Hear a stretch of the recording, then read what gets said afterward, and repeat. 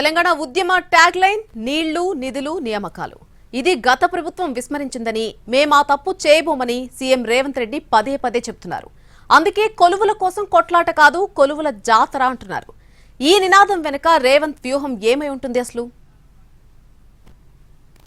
నీళ్లు నిధులు నియామకాల స్లోగన్తో బీఆర్ఎస్ తెలంగాణ ఉద్యమాన్ని నడిపింది. ప్రత్యేక రాష్ట్రం ఏర్పడింది. గులాబీ పార్టీ 10 ఏళ్లు పాలించింది. కేసీఆర్ హయాంలో ఉద్యోగాల భర్తీ జరగలేదని నిరుద్యోగ యువతలో అసంతృప్తి, ఆవేదన రగిలింది. ఈ పాయింట్ మీద రేవంత్ రెడ్డి గత ఎన్నికల్లో బీఆర్ఎస్ ని విమర్శిస్తూ ప్రచారం చేశారు. ఈ ఫ్యాక్టర్ కాంగ్రెస్ కు కలిసొచ్చింది. అధికారంలోకి వచ్చిన తర్వాత ఇచ్చిన హామీలో భాగంగా ఖాళీలను వీలైనంత త్వరగా భర్తీ చేయాలని నిర్ణయించుకున్నారు. కొత్త నోటిఫికేషన్లు ఇస్తున్నారు. ఇదంతా ఉద్యోగ జాతర పేరుతో చేస్తున్నారు. అదికాక నియామక పత్రాలు కూడా స్వయంగా ముఖ్యమంత్రే ఇస్తున్నారు. ఇదిలా ఉంటే మొన్న కరీంనగర్ పట్టభద్రుల ఎమ్మెల్సీ ఎన్నికల్లో ప్రభుత్వానికి వ్యతిరేక తీర్పొచ్చింది. ప్రమోషన్లు, పోస్టింగ్లు, ఉద్యోగాల భర్తీ లాంటి చర్యలు చేపట్టినా రిజల్ట్ తేడా రావడంతో సర్కారు కొంత పోస్టు మార్టం చేసింది. అడ్డంకులు, అవరోధాలు దాటుకుంటూ ఇచ్చిన మాటని నిలబెట్టుకునే క్రమంలో వరుసగా నోటిఫికేషన్లివ్వాలని నిర్ణయించింది. ఎన్నాళ్లు ఎస్సీ వర్గీకరణ బిల్లు కోసం కొన్ని నోటిఫికేషన్లు ఆగిపోయాయి.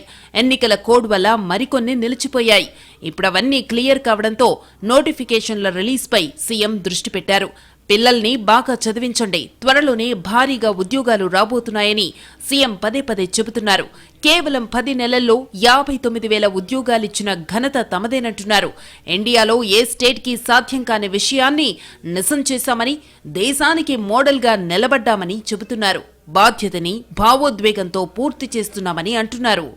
స్వతంత్రం వచ్చినప్పటి నుంచి ఈ రోజు వరకు అది ఉమ్మడి రాష్ట్రంలో కావచ్చు, లేదా నరేంద్ర మోడీ గారు ముఖ్యమంత్రిగా ఉన్న గుజరాత్లో కావచ్చు, దేశంలోనే అతిపెద్ద రాష్ట్రమైన ఉత్తరప్రదేశ్ కావచ్చు, ఏ రాష్ట్రాన్నైనా ఏ రాజకీయ పార్టీనైనా నేను సూటిగా సవాల్ విసురుతున్నా.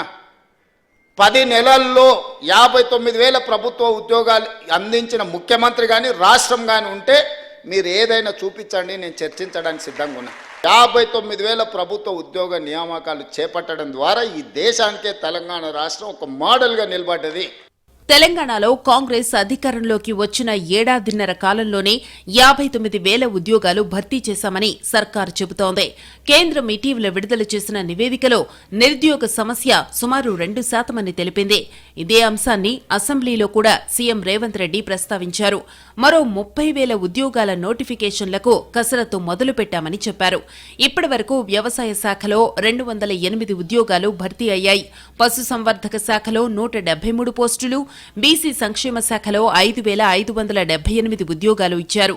విద్యుత్ శాఖలో ఖాళీగా ఉన్న 850 పోస్టులను భర్తీ చేశారు. ఆరోగ్య శాఖలో 7,517 పోస్టులు నింపారు. ఉన్నత విద్యాశాఖలో 3,893 ఖాళీలు పూరించారు. హోంశాఖలో 15,526 మందిని రిక్రూట్ చేసుకున్నారు. నీటిపారుదల శాఖలో 1,235 పోస్టులను నియామకం చేపట్టారు. మైనారిటీ శాఖలో 1,584 పోస్టులు, మున్సిపాలిటీ శాఖలో 3,148 పోస్టులు, రెవెన్యూ శాఖలో 2,696 పోస్టులు, ఎస్సీ డిపార్ట్మెంట్లో 2,235 ఖాళీలను భర్తీ చేశారు. విద్యాశాఖలో 10,209 ఉద్యోగాల భర్తీ జరిగింది. మరో 5,000 టీచర్ పోస్టులను నింపడానికి సర్కారు సిద్దమవుతోంది. ఇవే కాకుండా గతంలో ఎన్నడూ లేని విధంగా అతి తక్కువ కాలంలో 563 గ్రూప్ 1 పోస్టులు, 783 గ్రూప్ 2 పోస్టులు, 1,390 గ్రూప్ 3 ఫలితాలు ప్రకటించారు. త్వరలో వాళ్లకు కూడా ఉద్యోగాల నియామక పత్రాలు ఇవ్వబోతున్నారు. మొత్తానికి తెలంగాణ ఉద్యమ ట్యాగ్ లైన్ గా ఉన్న అంశాలను ఫుల్ఫిల్ చేసే పనిలో సీఎం రేవంత్ రెడ్డి ఉన్నట్టుగా కనిపిస్తోంది.